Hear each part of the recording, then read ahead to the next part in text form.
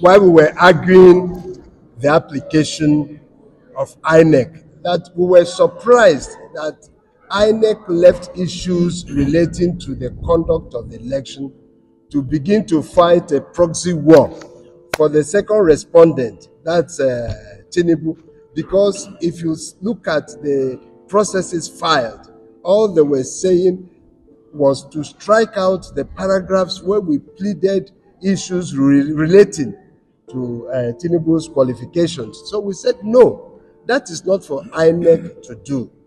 Tinubu has his own council, APC also has their own council. The INEC should have been neutral as far as those issues are concerned and restrict itself to the defense of the election it conducted, which it claims that it conducted in a free and fair manner. That's the point we made. These issues they want dismissed are matters embedded in the election petition. Why are you afraid of tackling the petition itself? Why do you want some issues dismissed or struck out instrumentally instead of taking on the entire defense holistically and headlong?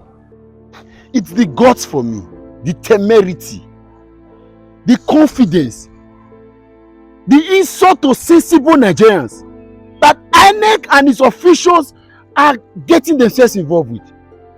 Jesus. Hey. Never have I heard of this before. So you mean that INEC can have these guts to go before the court of law and not only defend a shambolic election that they conducted, they are defending the candidacy, the blunders, the character of Bola Ahmed Tinubu. Wow. Wow. You see, I've said it before privately, I'm going to say it for the first time. What Tinubu is to our political environment at the moment is that he has conducted a democratic coup. That's what he has conducted. Because that is the only way you can even put your mind around anything that is happening now. You have used manipulation and fraud to gain political power. And all of them say that he has built men. Built men with what? If you have built men, why do you have to buy this process? Why? Why do you not allow the men that you have built to use their political goodwill to penetrating certain ordinance? How come you have built men? You have built no men. And rubbish chalk. You guys are talking trash. You built no men. Why were you growing politically since 1992? Only for you to get to 2023, you had to buy your way to power. Which men did you build? I said that you have built men, and these men will be in various sectors and penetrating others, giving valid conversation and argument, and using intelligent ways to give you presidency. You have to buy. This INEC was bought. It was no. This is rubbish. This wasn't an election. Let's forget about it. If INEC can be taken care of like this, let's forget about the court process. We are wasting time. We are wasting time. Let's forget. Let's end it. In short, let's call it a day. There's nothing to bother yourself. INEC is defending Tinubu, defending his certificate, defending his blunders in the court of law. An independent National Electoral Commission, an independent body that is run by taxpayers' money. It's okay. We are the one that lost. We have lost the election. We have lost it. Or forget about it. But Nigeria will lose ultimately in this process. You don't understand what it means to engage a dictator to become president. You have used fraud and manipulation to gain political power. Now you are going to suppress, intimidate, and oppress civil liberties. Go and read anywhere. Go and read. You don't have to be a political science to have this understanding. Go and read everywhere. Civil liberties will be oppressed and suppressed. Then he will continue to gain more political powers, because to keep power, you have to gain more power. And then whoever is on the way, whether it's civil society groups, pressure groups, associations, organs, fundamental human rights, all of them will be brought down to ensure that he stays on top.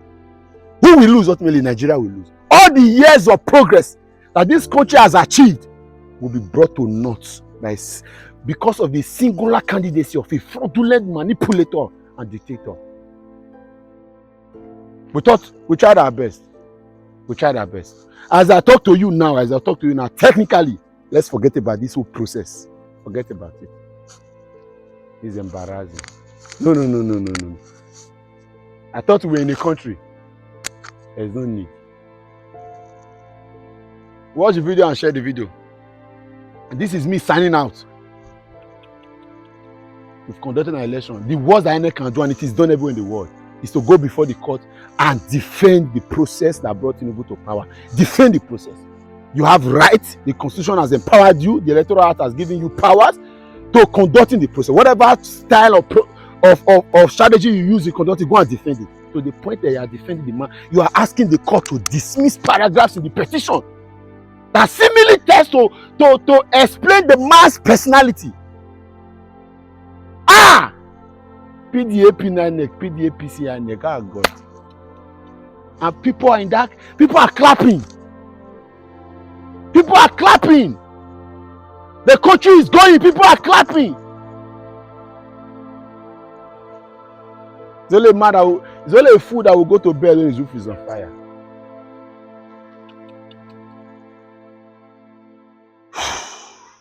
Democracy is gone. Good night. Today, as you have seen, all the 7 motions filed by the respondents, 2 by INEC, 3 by the second respondent, that is Tinubu, and 3rd by the 3rd respondent, 2 motions by APC. Today, all those motions have been taken and rulings reserved. We are very happy that these motions have been cleared out of the way so that we can now go into the substance of the case. And we are very happy with the commitment that the court has shown. You can see that we are coming back here tomorrow to continue with this matter. And you can also see the cooperation by counsel on all sides. We are cooperating, and we expect that will help us to expedite a hearing in this matter. The comment you raised, yes, we said so in the court, but we are going to wait for the court to deliver its ruling. We had our reservations why that should be the case, because we believe that as an umpire, that they should not be, but we are happy all the motions have been taken. So we await the ruling by the court. And we're coming back tomorrow. No, we will not want to go into the meat of the applications. They've been heard and judgment has been reserved. So we better await the ruling of the court in respect of each of these applications. Let's not go into that at this point in time. We don't want to preempt the outcome of the exercise. So from tomorrow, we will now be able to wrap up the aspect of the pre-hearing of this matter. Then we can now go into the main hearing of the case.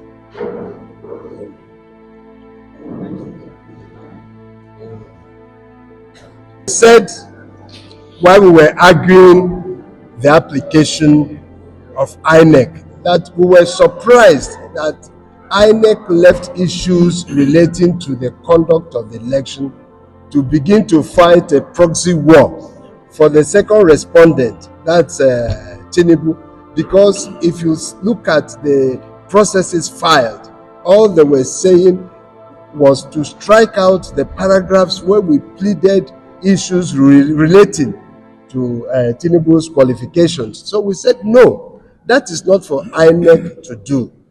Tinubu has his own counsel. APC also has their own counsel. The INEC should have been neutral as far as those issues are concerned and restrict itself to the defense of the election it conducted, which it claims that it conducted in a free and fair manner. That's the point we made. Beside that, in addition to what he's saying, INEC, remember, is called Independent National Electoral Commission. It is supposed to be independent. INEC cannot assume the shoes of a co-contestant as if it contested the election and is now fighting a proxy war like my learned brother Sik has put it. Not only that, these issues they want dismissed are matters embedded in the election petition. Why are you afraid of tackling the petition itself? Why do you want some issues dismissed or struck out instrumentally instead of taking on the entire defense holistically and headlong? So we have adequately traversed everything they have said to say that our petition is valid, is strong, is concrete, is unassailable, and by the grace of God, that it will succeed.